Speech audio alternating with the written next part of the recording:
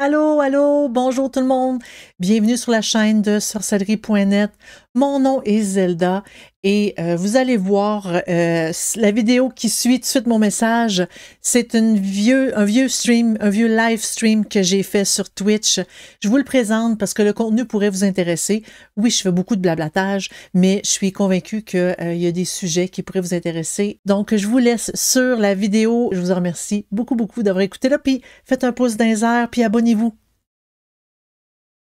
Bonjour tout le monde, bienvenue sur une nouvelle vidéo de sorcellerie.net. Mon nom est Zelda et aujourd'hui, j'aimerais parler des différents usages de l'eau en magie et en sorcellerie. En fait, l'eau est utilisée dans beaucoup de choses, autant quand on fait des potions, autant quand on veut mettre de l'eau sacrée sur notre autel ou quand on s'en sert pour arroser nos jardins. Et il y a vraiment toutes sortes d'usages de l'eau. Il y a de l'eau qu'on peut modifier pour pouvoir la rendre plus puissante. Et j'ai fait des recherches pour trouver c'est quoi ces types d'eau-là, comment qu'on peut les créer, puis dans quel cas qu'on peut les utiliser. J'en ai quand même quelques-uns. J'espère que ce type de sujet va vous intéresser puis va vous permettre de pouvoir les utiliser plus tard. Parce qu'il y a différents types d'eau que je connaissais pas du tout avant de faire ces recherches-là.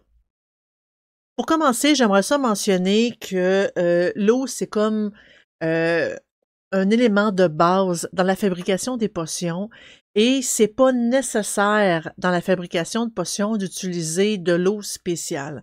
De l'eau d'un robinet peut être utilisée. On peut utiliser aussi de l'eau distillée. On peut utiliser de l'eau bouillie qui est refroidie.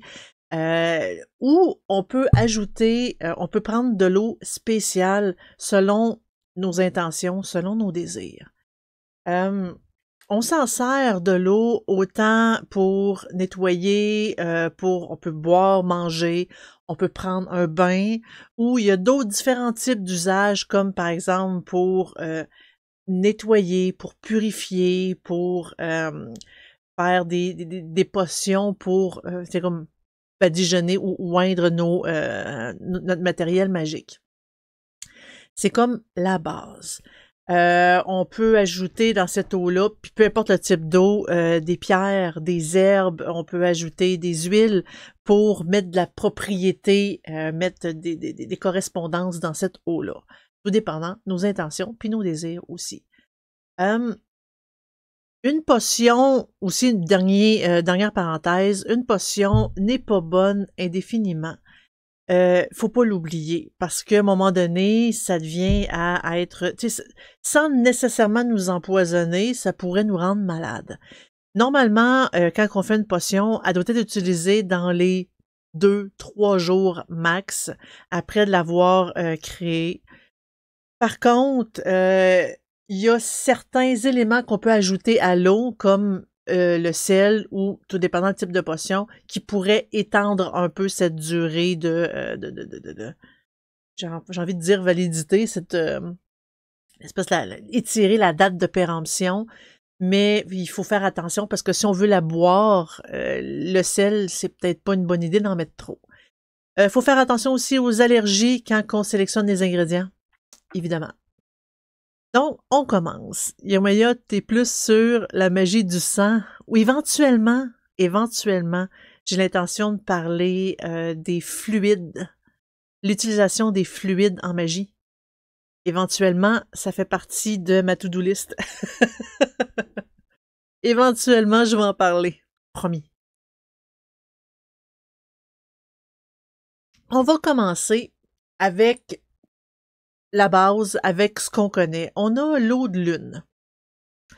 On en fabrique simplement en exposant un bocal. Souvent, il y en a qui préfèrent le verre, idéalement fermé pour pas que des cochonneries puissent la contaminer. Surtout si on a l'intention de la consommer, avoir un bouchon, c'est très important. Et on l'expose à la pleine lune. L'énergie de la lune peut être ajoutée à n'importe quelle pratique, rituel, sortilège, potion, vaporisateur, thé, que ça soit consommable ou pas, toute cette eau de lune-là peut être utilisée dans n'importe quoi. Ça fait juste y ajouter un boost d'énergie dans ce qu'on veut faire. Si on veut se faire un thé d'intention, ben l'eau de lune va rajouter un boost d'énergie. Ça peut être une goutte, ça peut être l'eau complète qu'on met à l'intérieur. Même chose si on veut se faire un nettoyant à plancher pour purifier la maison, on peut ajouter un petit peu d'eau de lune pour rajouter un boost d'énergie. L'eau de lune ajoute de la puissance et de l'équilibre. Elle est aussi utilisée pour purifier les pierres qui acceptent le contact de l'eau, parce que, en effet, c'est pas toutes les pierres qui aiment l'eau. On peut y ajouter des objets en argent ou une pièce de monnaie pour augmenter les bénédictions lunaires. On peut mettre de l'argent dans un bol contenant de la glace et de la neige dans lequel on y met nos intentions, comme par exemple pour geler une situation ou des ennemis. On peut aussi visualiser qu'on dégèle une situation qui nous bloque, qu'on dégèle quelque chose, on se dit, ben je me sens pris, je me sens pogné, il n'y a rien qui bouge. Ben on peut faire ça pour justement dégeler le tout pour que le mouvement revienne. Et ce bol avec l'argent qui a de la glace ou de la neige, on la laisse à la lune. Et voilà, c'est aussi simple que ça. Je ne sais pas si vous avez d'autres utilisations de l'eau de lune ou d'autres façons de vous en servir. Je n'ai-vous pas de le mentionner sur le chat. Je vais en parler à la fin. Par la suite, il y a l'eau de rose qu'on voit aussi très souvent en magie, sorcellerie. En gros, on la fabrique en distillant des pétales de rose avec de l'eau. On la laisse reposer 12 heures, puis on la filtre. Elle se conserve pas vraiment longtemps, à peu près 10 jours si on ajoute de l'alcool. Évidemment, si on ajoute c'est pas le type d'alcool qu'on boit, là. Mais normalement, elle se garde pas vraiment longtemps, à peu près ça, peut-être 2 jours. Elle est utilisée dans les potions pour enduire nos bougies ou pour être ajoutée aux produits de beauté pour les sorts d'attraction. Elle est surtout utilisée pour l'amour, l'attirance et l'amitié. La fabrication de l'eau de rose est quand même assez complexe, ça demande du temps. Je l'ai vraiment simplifié, mais c'est pas. Il faut quand même avoir du matériel pour pouvoir le faire. La majorité du monde les achète. Par la suite, là, on va dans ce que vous avez peut-être entendu parler ou non. Il y a l'eau de pluie. L'eau de pluie, c'est l'eau collectée pendant une pluie qui peut être utilisée pour toutes sortes de rituels. Elle est utile pour ajouter un pouvoir de fertilité, d'abondance, de protection, puis elle est efficace pour amener des changements. On peut la récupérer pour arroser notre jardin parce que ça donnerait la capacité de notre jardin. En fait, ça l'amène la fertilité. Donc, on donne la fertilité à notre jardin en l'arrosant d'eau de pluie.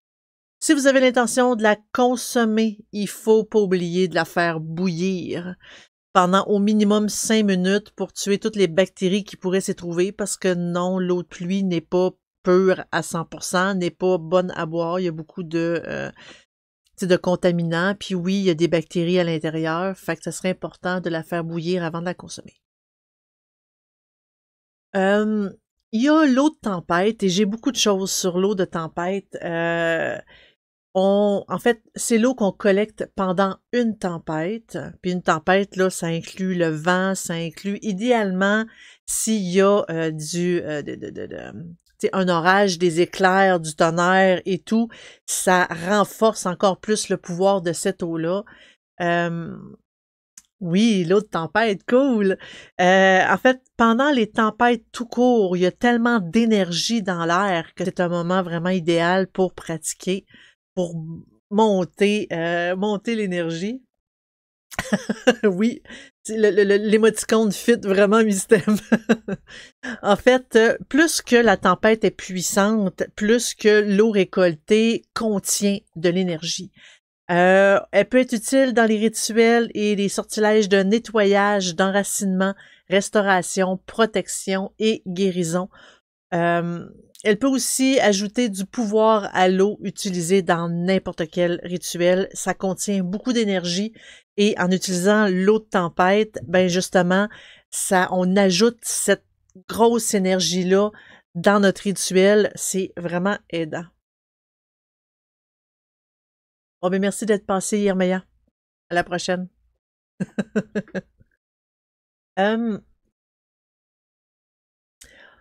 Et là, j'ai noté dans, tu sais, comme quel type de rituel qu'on peut s'en servir. Les éléments sont agités. J'adore les énergies de tempête. Il y a une puissance maison. Oh oui. Moi aussi, quand il y a une tempête, je suis à côté de la fenêtre et je regarde la tempête et mon fils aussi est attiré. Des fois, il m'en veut. Puis il dit, maman, tu m'as pas réveillé avant. Parce que j'adore ça. C'est l'énergie qu'il y a dans une tempête. Ça frétille. On sent que ça pétille. C'est puissant, surtout quand il y a des éclairs puis le tonnerre, plus que c'est proche, plus que c'est intense. Et moi, j'adore ça. C'est vraiment un moment idéal pour aller chercher l'énergie parce qu'il y en a. La nature nous la donne gratis. Donc, on peut ajouter ce pouvoir-là dans n'importe quel rituel. Les bains, on peut ajouter à notre eau de bain l'eau de tempête pour le nettoyage, pour restaurer notre énergie, retirer toutes les énergies négatives. Elle permet aussi de nettoyer son esprit puis de nous sentir enracinés. L'énergie de l'eau de tempête peut être un ajout intéressant pour n'importe quel rituel fait dans un bain. N'importe quoi. Ça ajoute juste l'énergie. On peut oindre, on peut enduire nos outils, nos bougies avec l'eau de tempête. On peut y ajouter des huiles selon nos besoins, selon nos intentions. Un petit exemple, pour l'abondance, on peut ajouter de l'amande, de l'orange ou de la cannelle à notre eau de tempête et on enduit nos outils, nos chandelles avec ça et ça rajoute un peu de l'énergie avec une intention en plus.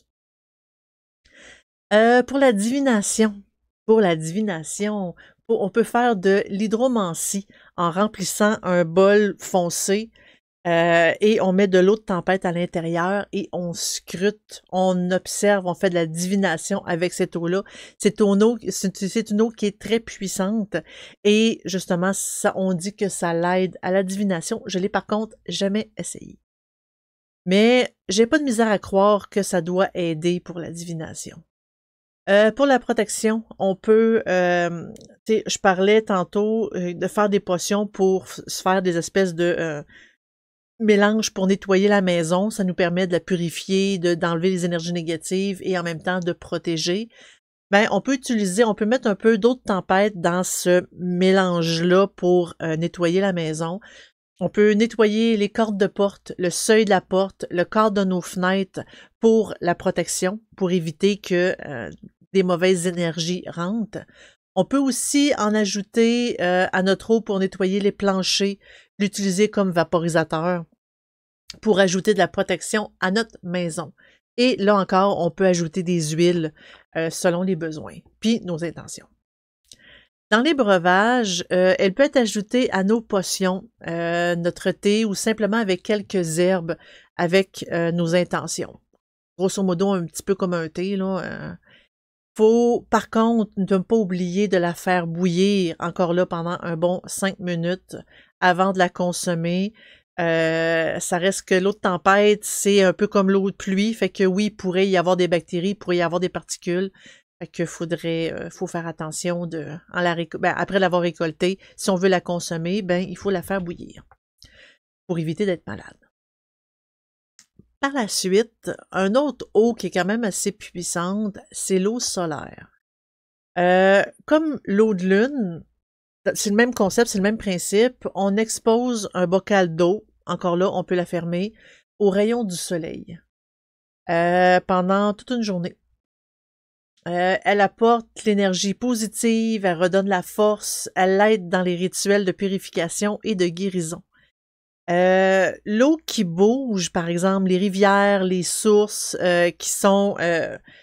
qui reçoivent la lumière du soleil peuvent aussi faire l'affaire. On peut aussi récolter cette eau-là au lieu de laisser reposer notre eau. Par contre, il faut vraiment qu'elle bouge, cette eau-là. Il ne faut pas qu'elle soit stagnante parce que plus que l'eau est stagnante, plus que de la bactérie, donc plus que l'eau bouge, moins qu'il y a de chances qu'on puisse en tomber malade. Encore là, il ne faut pas oublier de la faire bouillir si on veut la boire. Sinon, c'est pas plus grave que ça, on peut quand même l'utiliser sans la faire bouillir. Je comprends, mais je trouve ça contre-intuitif de faire bouillir l'eau. Oui, mais ça, c'est seulement si on veut la boire. Et en fait, dans le bain aussi, je suggère de la faire bouillir parce que quand on prend un bain, des fois on a des petites coupures, des fois, tu sais, on est quand même nu dans le bain. Ça a un contact avec nos organes génitaux et tout. Puis tu sais, les bactéries à l'intérieur, on sait jamais ce que c'est et c'est assez. Il y a une bactérie qui peut quand même. Il y a beaucoup de bactéries qui pourraient nous nuire vraiment de façon intense. Fait que je suggère de la faire bouillir. J'avoue que c'est contre-intuitif, mais si on veut s'en servir, par exemple, pour laver nos planchers, pour enduire nos outils, pour purifier, juste pour en guise je dis de don, là, mais c'est pour donner à des entités, à des dieux et tout, on peut la mettre sur notre autel, puis ça, on n'a pas besoin de la bouillir, celle-là. Là. C'est vraiment juste quand on veut la consommer et qu'il y a un risque d'infection. Mais sinon, il n'y a pas de problème. On peut mettre dans un bol d'eau un objet en or. T'sais, on parlait d'eau de lune avec l'argent. Ben, l'eau solaire, c'est de l'or qu'on met au soleil. On la laisse au soleil pour remplir le bijou ou l'objet des bénédictions solaires. Ça apporte la guérison, ça donne aussi beaucoup d'énergie positive. Par la suite, il y a l'eau de mer. Et ça ici, c'est en discutant avec une collègue de travail qui est musulmane. Elle m'a donné, d'ailleurs, tantôt, vous allez voir, là, j'ai un autre type d'eau que, grâce à elle, j'ai pu l'ajouter, sinon je l'aurais pas su. J'ai eu une discussion très, très, très, très, très intéressante avec elle. Un peu, l'eau solaire, on m'avait appris que mettre sur des roches entre 11h et 14h de mémoire pendant 2 heures et c'était très puissant. Je veux dire, de le mettre sur des roches. Qu'est-ce que tu veux dire par là, Mystème? C'est on met le bocal sur des roches? Ou on met de l'eau sur des roches? Le pot d'eau, OK. On met le pot d'eau sur des roches entre 11h et 14h et que ça serait très puissant. Ouais, merci beaucoup pour la précision, Mystème. Merci. Parce que, tu sais, il y a beaucoup il y a beaucoup de monde qui disent des choses différentes. J'essaie d'être générale, mais visiblement, mais j'avoue que le mettre sur des roches, l'important, c'est qu'elle soit en plein soleil.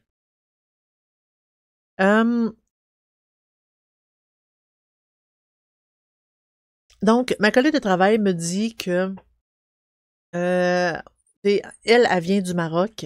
Et au Maroc, je ne sais pas si cette croyance-là est ailleurs aussi dans le monde, mais on peut utiliser l'eau de mer. L'eau de mer, évidemment, faut pas la boire parce que elle est comme trop salée. Ça va provoquer ça va provoquer une déshydratation et c'est pas vraiment bon. Mais on dit que l'eau de mer qui est recueillie dans un flacon en 7 fois de 7 vagues consécutives, et vraiment là, faut vraiment, c'est comme 1 vague, 2 vagues, 3 vagues, jusqu'à 7, permettrait de chasser le mauvais œil et les mauvais sorts et qu'on pouvait l'utiliser pour purifier. Des fois, c'est drôle parce que il y a des religions, par exemple, les musulmans, j'aurais pas cru, même des fois, il y a certaines pratiques catholiques que ça fait très magie, très sorcellerie, mais cachée. Et j'aurais pas cru qu'il y aurait eu des croyances comme ça sur des propriétés d'un type d'eau. Et c'était super intéressant. J'ai eu une discussion vraiment très intéressante avec elle.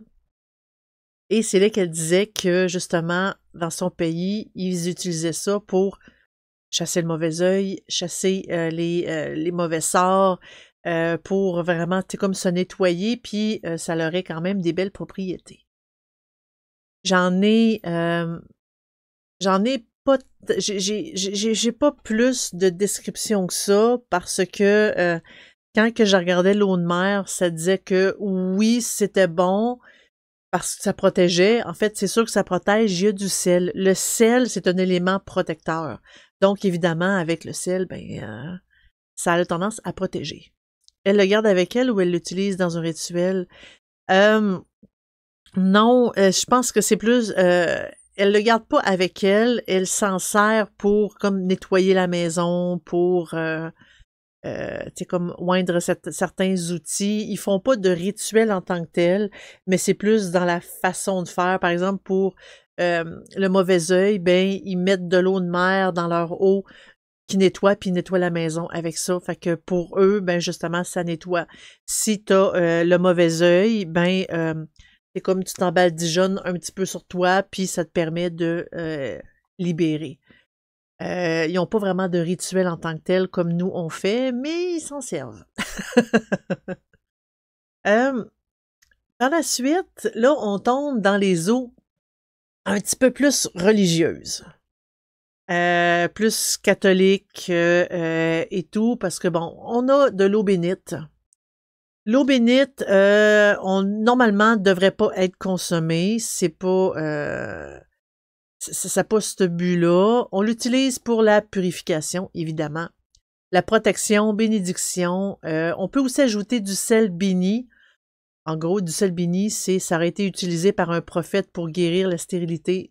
En fait, de l'eau bénite avec du sel béni, il y a un prophète qui a comme mélangé ça ensemble, puis il l'aurait utilisé pour guérir la stérilité. Et là, après, ils disent que si on fait le mélange des deux, on pourrait guérir de la stérilité. En tout cas. Autrefois, les eaux étaient parfois bénies en l'honneur des saints. Ce type d'eau-là apporterait certaines protections selon le saint invoqué. Il est possible de faire de l'eau bénite païenne en récupérant de l'eau de mer qui est déjà considérée comme sacrée dans la plupart des traditions. Et il y a il y a un rituel, il y a une façon de faire pour l'eau bénite. C'est quand même assez fastidieux. J'ai volontairement décidé de pas tout expliquer la marche à suivre, mais ça se trouve très, très, très, très, très facilement sur Internet. L'eau grégorienne, en fait, c'est... on ajoute du sel à l'eau, de la cendre et du vin. C'est comme un mélange. C'est sûr qu'il faut surtout pas la consommer, celle-là. On s'en sert surtout... en fait, c'est plus l'Église qui s'en serve. Ça permet de consacrer les églises puis les hôtels, et en même temps, ça réconcilie les églises profanées. Je ne sais pas s'ils s'en servent encore, par contre, mais c'est un type d'eau que on a découvert. On a découvert qui a été servi. Je vais le dire comme ça. Pardon, je suis en train de perdre la voix.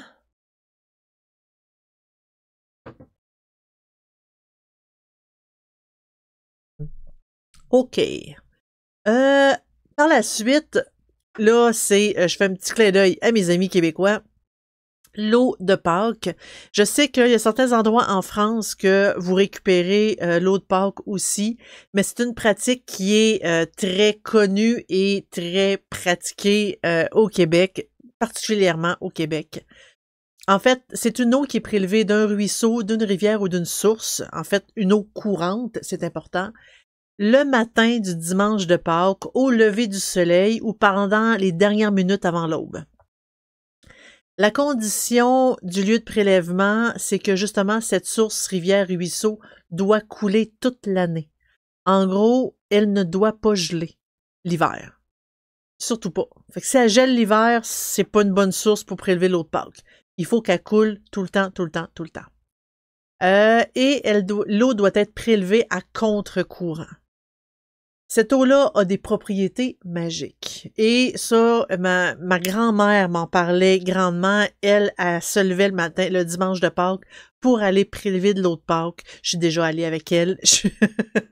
C'est quand même, je dirais, aujourd'hui, c'est peut-être moins pratiqué, mais dans le temps, justement, de mes grands-parents, mes parents et plus vieux, c'est quelque chose qui se faisait régulièrement à chaque année. Mes deux grands-parents, je veux dire, des deux côtés de ma famille, maternelle puis paternelle, c'était systématique, ils y allaient tout le temps. Et mes grands-parents me disaient que l'eau était bonne indéfiniment, elle ne pourrissait jamais. Elle ne ternissait jamais. C'est ce que mes grands-parents disaient. Mystème, tu dis, ma grand-mère en avait retrouvé dans le fond d'une armoire de son condoléance quand elle déménageait. Elle a dit qu'elle était encore potable après toutes ces années. Ah, de son condo, ok. Je suis un peu sceptique, mais j'ai pas de raison de pas la croire. Regarde, mes grands-parents me disaient exactement la même chose. Moi aussi, je suis sceptique à ce niveau-là, très sceptique. Mais écoute, s'ils sont pas malades après de l'avoir bu, peut-être. On dit qu'elle a des propriétés dermatologiques, des effets sur la vision, elle préserve de la diarrhée et guérit de la fièvre. C'est sûr que si tu la gardes pendant 2 ans, tu la bois puis t'as pas de diarrhée, ça doit être encore bonne. Au Québec, elle guérit les maladies, elle éloigne les intempéries, elle éloigne les mauvais esprits, incluant les malheurs, les accidents mortels aussi. Elle peut aussi servir à bénir la maison à l'aide de rameaux bénis. Encore là, c'est vraiment religion catholique. On dit qu'on peut aussi s'y baigner le matin de Pâques, littéralement dans la source, se baigner dans la source. Ça doit être fret en titi, parce que le matin de Pâques, au Québec, il fait pas chaud. D'habitude, ça tourne autour de 0. Fait que si on s'y baigne, ça doit être fret. C'est comme au Québec, on a froid, puis on a frette. Quand il fait frette, c'est que c'est beaucoup plus froid que froid.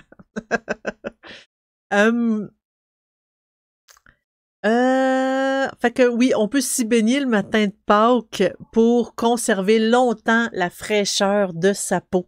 On parle de beauté, de guérison pour la femme et force et santé pour l'homme. L'eau se conserverait de façon permanente, elle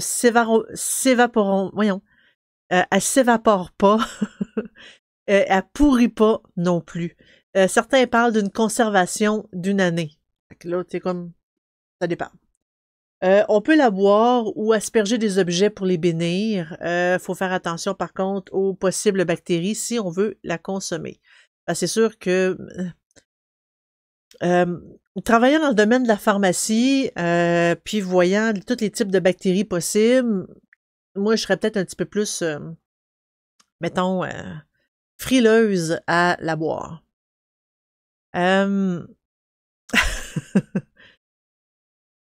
Il y a par la suite l'eau de Lourdes. Lourdes, c'est un sanctuaire international dans les Pyrénées en France.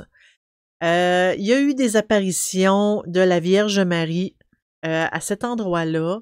Il y a beaucoup de personnes qui vont faire des pèlerinages, justement, autant dans ce sanctuaire-là que dans la grotte où est-ce que la Vierge Marie serait apparue à plusieurs reprises. Il y a vraiment une très grande ferveur par rapport à ça pour les chrétiens qui s'y rendent. La Vierge Marie aurait révélé la source qui serait miraculeuse puis guérirait des maladies. Il y a eu plusieurs miracles qu'on dit que l'eau de Lourdes a apporté. On dit que l'Église aurait authentifié plus de 70 miracles, puis si c'est long avant d'authentifier un miracle. Par contre, l'Église fait pas de commentaires, fait que c'est-tu vrai, c'est-tu pas vrai, c'est pas sûr. Il y en a beaucoup qui la vendent, d'ailleurs, faut faire attention, parce que moi aussi, je peux vendre l'eau de mon robinet en disant que c'est l'eau de Lourdes ou de l'eau de Pâques. Faut vraiment faire attention à ce niveau-là. Et par la suite, ma collègue musulmane, elle m'a parlé aussi de l'eau de Zamzam. En fait, et ça rentre dans sa religion. Et je me suis dit, garde, autant, tu sais, si je parle de l'eau de Pâques, puis je parle de tu sais, l'eau plus chrétienne, pourquoi pas parler de l'eau un petit peu plus musulmane islamique. Fait qu'allons-y, c'est l'eau de Zamzam. En gros, c'est en Arabie Saoudite, voyons. C'est en Arabie Saoudite, à la Mecque. Il existe un puits où l'eau de Zamzam coule, considérée comme une eau miraculeuse et bénite par les musulmans. Elle coule à une vingtaine de mètres du lieu le plus saint de l'islam. C'est la Kaaba. Je ne sais pas si je le dis comme il faut. Je suis désolée. C'est la Kaaba. La tradition raconte que cette source-là serait apparue miraculeusement dans le désert à l'époque d'Abraham. En gros, Abraham, c'est le père de plusieurs religions. Il y a eu plusieurs femmes. Une femme a fait des enfants qui est amenée à la religion, comme juive et catholique. Et il y a une autre femme elle a eu des enfants qui est amenée à la religion musulmane. Fait qu'Abraham, c'est le père de quand même pas mal de religions. Donc, la tradition raconte que la source serait apparue miraculeusement à l'époque, dans le désert, à l'époque d'Abraham. Dieu a ordonné à Abraham d'amener sa femme Hajar et son fils Ismaël dans le désert avec un petit peu de nourriture et d'eau. Malheureusement, au bout de 3 jours, il n'en restait plus. Ismaël s'est mis à creuser dans le sol dans l'espoir de retrouver de l'eau. Dieu a fait apparaître par miracle cette source et un puits a été aménagé à cet endroit par nul autre que le grand-père du prophète Mahomet. On dit que cette eau-là a des vertus thérapeutiques, puis certains croient qu'elle peut guérir miraculeusement autant des maladies physiques que spirituelles. Et j'aurais tendance à penser que quand il parle de maladies spirituelles, c'est plus des maladies psychiatriques.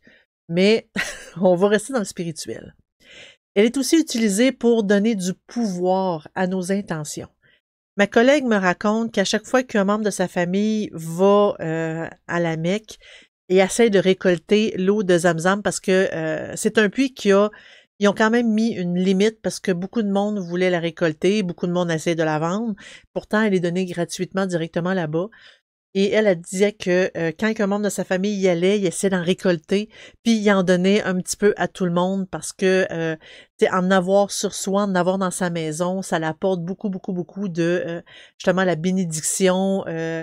Il y a beaucoup de propriétés là-dessus. J'ai quand même trouvé ça super intéressant.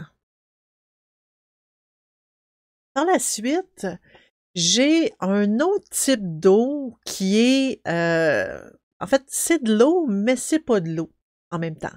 Parce que là, on va commencer à tomber dans le un petit peu plus dégueu. Parce que oui, j'ai gardé le dégueu à la fin. Parce qu'il va y avoir du dégueu tantôt. On va y aller avec la salive. Okay, oui, la salive, il n'y a pas juste de l'eau, mais je l'ai inclus quand même là-dedans. Ça reste que c'est un fluide, mais je l'ai inclus là-dedans parce que je trouvais que c'était quand même beaucoup utilisé en magie et en sorcellerie. Puis je me suis dit que pourquoi pas. Fait que on s'en sert dans la magie sympathique en remplacement du sang. Parce que des fois, si un rituel demande du sang, on peut utiliser la salive aussi, tout dépendant du type de rituel. En fait, ça permet de créer un lien entre nous et l'objet magique.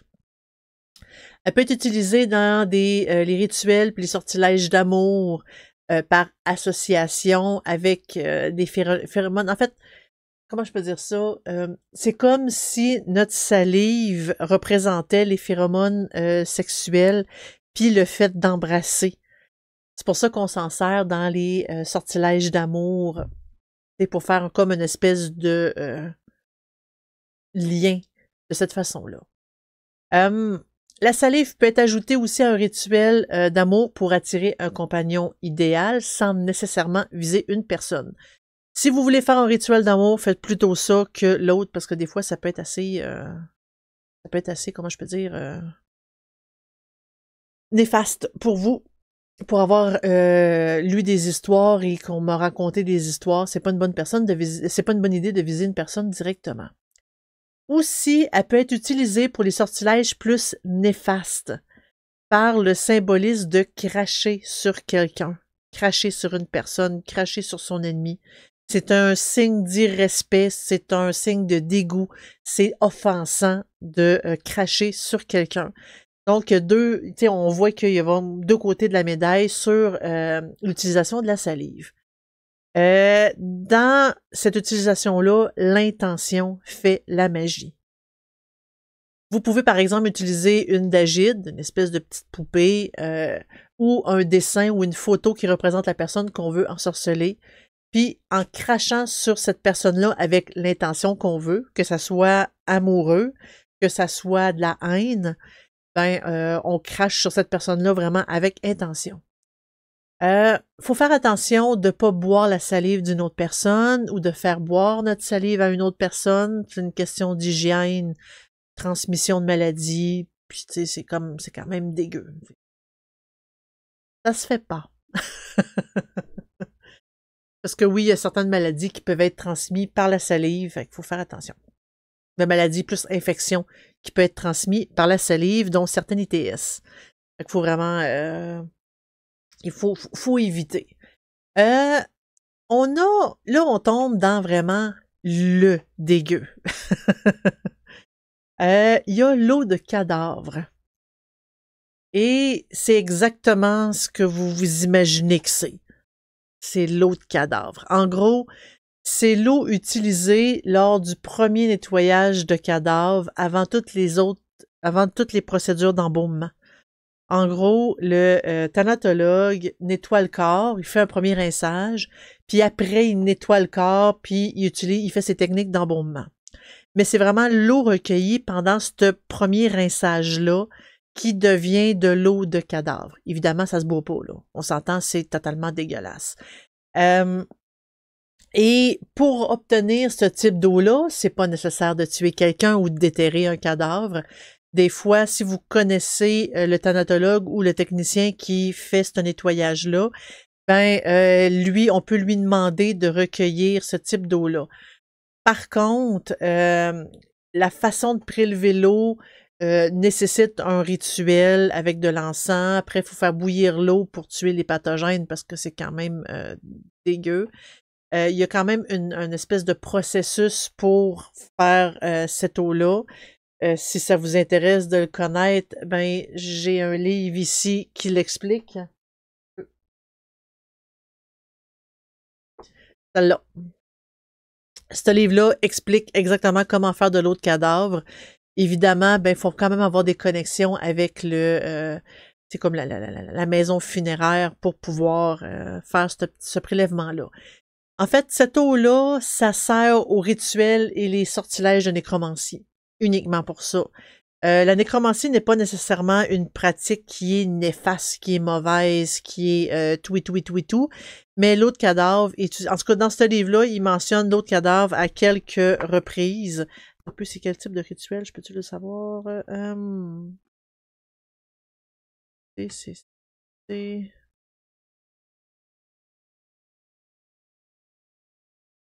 Oh boy. Ouais. Faudrait que je regarde, mais c'est pas vraiment des rituels qui sont néfastes, mais c'est utilisé dans certaines pratiques de la nécromancie, pas toutes par exemple. Ça dépend de ce qu'on veut en faire. Je voudrais faire une petite, parce que là j'ai mentionné toutes les eaux que j'ai pu trouver. Il doit y en avoir d'autres. S'il y en a d'autres, gênez-vous pas de m'en écrire. Ça va me faire plaisir de l'ajouter. Puis par la suite, ces recherches-là, je pourrais le mettre disponible pour les Patreons. Je sais que des fois, quand je suis capable de faire une belle mise en page, j'aime bien ça remettre ce travail-là au Patreon, aux personnes qui participent activement à la chaîne. Je voudrais faire une petite parenthèse, le sel. Si on n'a pas l'intention de consommer l'eau, un ajout de sel peut prolonger la durée de vie de l'eau en même temps que bannir le négatif. parce que oui, le sel, c'est très protecteur. On peut s'en servir pour éloigner les esprits, on peut s'en servir pour protéger, on peut s'en servir pour, tu sais, comme délimiter la maison pour éviter que les énergies négatives rentrent. Le sel est utilisé quand même très fréquemment, puis on peut l'ajouter à nos potions pour cette raison-là. Faut par contre éviter de la boire. Voilà. Et le sel, oui, c'est un bon élément de conservation. Fait que c'est une façon de prolonger la durée de vie de nos potions. Un grand merci d'avoir été là. Fait que je vous souhaite une belle fin de journée. Bye bye tout le monde. Merci beaucoup d'avoir écouté cette vieille vidéo. J'espère que vous avez apprécié. Si vous voulez venir nous voir discuter en direct, c'est sur Twitch. Et ce que vous voyez sur YouTube, c'est juste une toute petite partie de ce qu'on fait sur Twitch. Donc, j'espère vraiment que vous allez venir nous rejoindre sur la chaîne Sorcellerie Net sur Twitch. On fait des open box, on fait tout plein de belles découvertes, des rituels. On fait beaucoup d'informations que vous ne voyez pas, malheureusement, sur YouTube. Venez nous voir, c'est gratuit. On se dit à la prochaine. Bye bye!